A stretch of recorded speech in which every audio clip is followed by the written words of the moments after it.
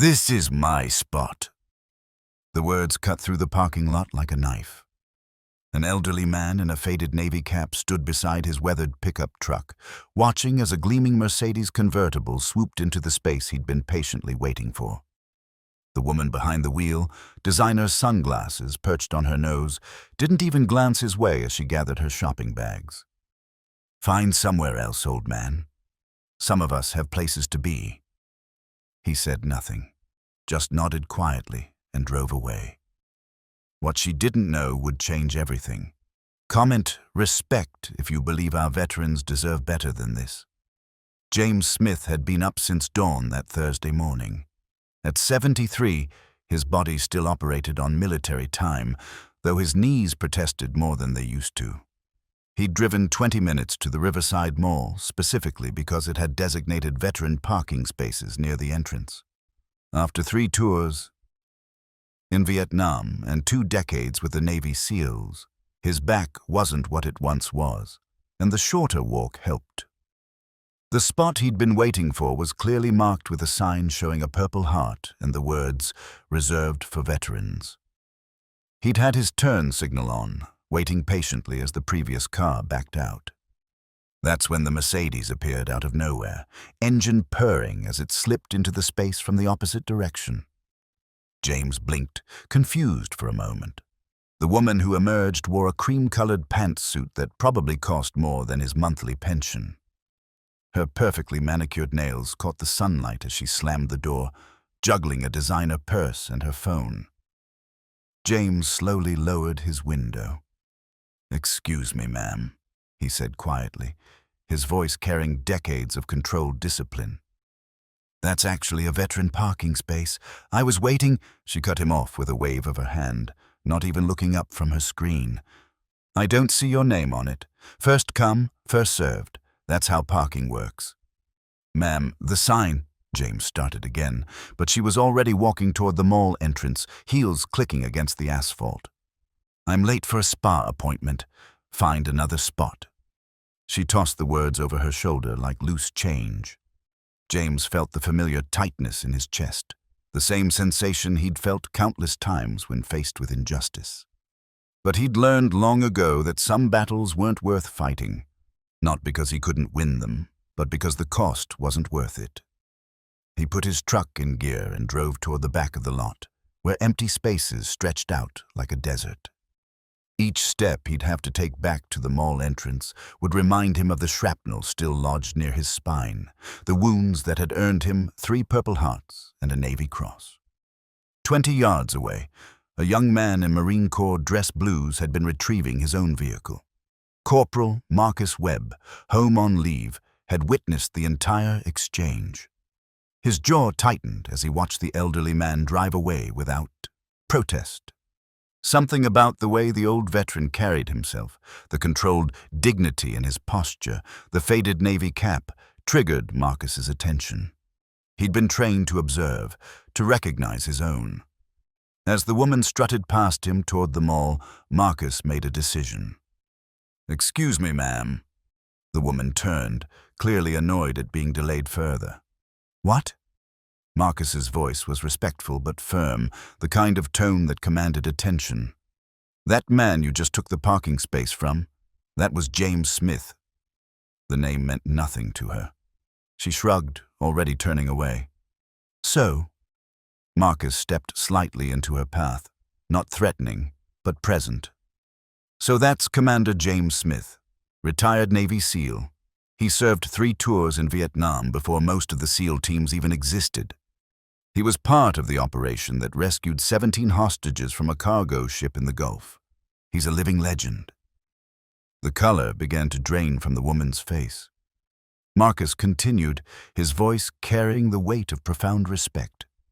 "He has 3 Purple Hearts, a Navy Cross, and a Silver Star. The man has more medals than I have years in service. He was shot twice protecting his team. He can barely walk some days because of what he sacrificed for this country." The woman's hand went to her throat. I didn't know." "He didn't say, 'Men like Commander Smith don't advertise their service,'" Marcus said quietly. "They don't demand respect. They've earned it through blood and sacrifice. That parking space? It's not just a convenience. It's one small acknowledgement of a debt we can never fully repay. The woman stood frozen, her expensive shopping bags suddenly feeling heavy in her hands. Around them, other shoppers had paused, some recognizing the young Marine's uniform, others simply drawn by the intensity of the moment. A middle-aged man in a business suit nearby nodded slowly, his own veteran's cap visible in his car window. "Oh God," the woman whispered. "What have I done?" Her voice cracked, and for the first time, Marcus saw past the designer clothes and perfectly styled hair to the human being underneath. She looked stricken, genuinely horrified. "Where did he go? I need to find him. I need to apologize." Inside the mall, James had made his way slowly through the main corridor, each step a reminder of why he'd wanted that veteran parking space. He wasn't here for himself, actually. His late wife's birthday was coming up, and he always bought flowers to place at her grave, along with her favorite perfume to keep on his dresser. Sarah had stood by him through every deployment, every nightmare, every surgery.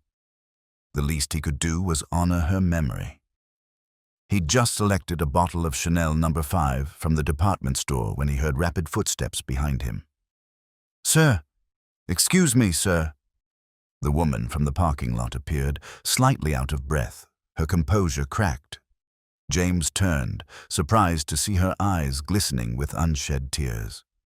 "I'm so sorry," she said, the words tumbling out. "I'm so incredibly sorry. I didn't know. I didn't ask.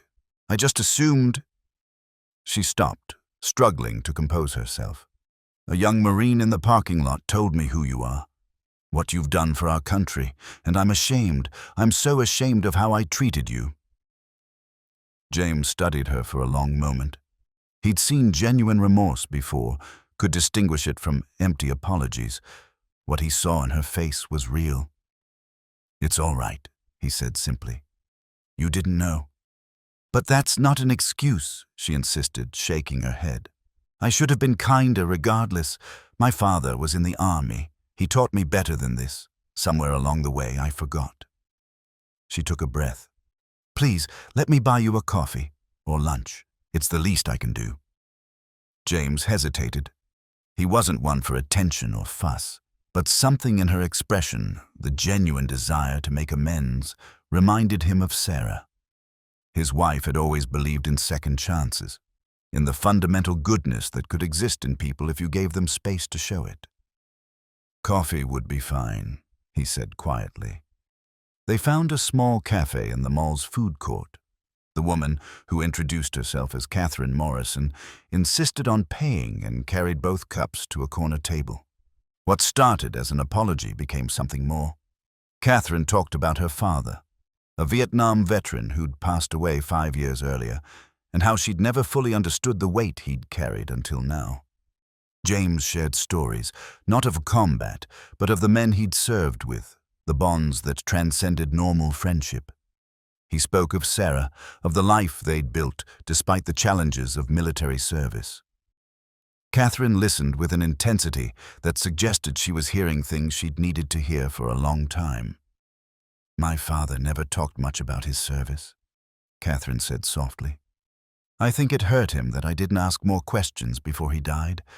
I was always so busy with work, with climbing the corporate ladder, with accumulating things." She gestured vaguely at her expensive clothing, her designer purse. "I forgot what actually matters." James reached across the table and gently patted her hand. "He knew you loved him. That's what matters. And you're remembering now. That counts for something." The simple gesture, the quiet forgiveness, broke something open in Catherine. Tears spilled down her cheeks, and she didn't bother to hide them. Over the following weeks, something unexpected happened. Catherine began meeting James for coffee regularly. She asked if she could attend the ceremony where he placed flowers at Sarah's grave, and James found himself grateful for the company. She introduced him to her social circle, and James found himself sharing his stories with corporate executives and business owners who had never truly understood the cost of service. Catherine volunteered at the local VA hospital, started a foundation to help veterans with mobility challenges get proper parking access at businesses throughout the city. She named it the Sarah Smith Memorial Foundation, honoring James's late wife. The young Marine, Marcus Webb, heard about what had transpired. Before returning to active duty, he made a point to visit James. They sat in the old veteran's modest living room, surrounded by photographs and memories. "You changed her, sir," Marcus said. "I heard she's doing amazing work for veterans now." James smiled, the lines around his eyes deepening. "She changed herself. I just gave her the space to do it. That's what Sarah would have wanted." Marcus stood, came to attention, and rendered a crisp salute. James, despite his painful knees, rose and returned it. Between these two men, separated by generations and branches of service, flowed a current of understanding that needed no words. The parking lot where it all began now features a memorial plaque next to the veteran spaces installed by Catherine herself. It reads, "Reserved with gratitude for those who served. May we never forget to honor them, not just with signs, but with our actions." The plaque includes a small photograph of a young Navy SEAL in his 20s, recognizable even decades later as James Smith, and beside it, a picture of Sarah Smith, whose memory inspired a change in countless hearts. James still drives his weathered pickup truck to that mall, but now, Catherine often meets him there, and they walk in together, her pace matching his slower steps. She insists on carrying his packages and opens doors without making a show of it. They've become unlikely friends, bound by a moment of conflict that became a catalyst for grace. Other shoppers see them and smile, some recognizing the elderly veteran, others simply appreciating the sight of genuine friendship that transcends age and circumstance. The lesson echoed far beyond that parking lot. Catherine spoke at business conferences about the day she learned what really matters, about the hero hidden behind a humble exterior. She challenged others to look beyond appearances, to treat every person with dignity, regardless of how they present themselves. Several other businesses in the community improved their veteran parking programs, inspired by her example and James's quiet dignity. The young Marine's intervention had sparked something larger than any of them had imagined. This story reminds us that heroes rarely announce themselves. They don't demand recognition or special treatment. They simply carry their burdens with quiet dignity, asking only for the basic respect that every human being deserves. James Smith didn't need to prove his worth to anyone.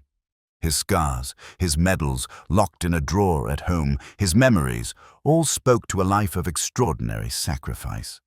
But he chose kindness over confrontation, forgiveness over anger. And in doing so, he gave Catherine Morrison something more valuable than any parking space: a chance at redemption and a reminder of what her own father had stood for.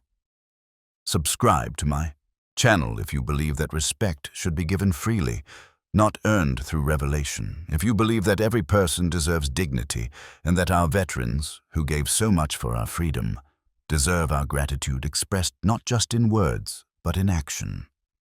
Type honor in the comments if you'll think twice before judging someone by their appearance. And share this story to remind others that heroes walk among us, often unseen, asking for nothing but the respect they so richly deserve.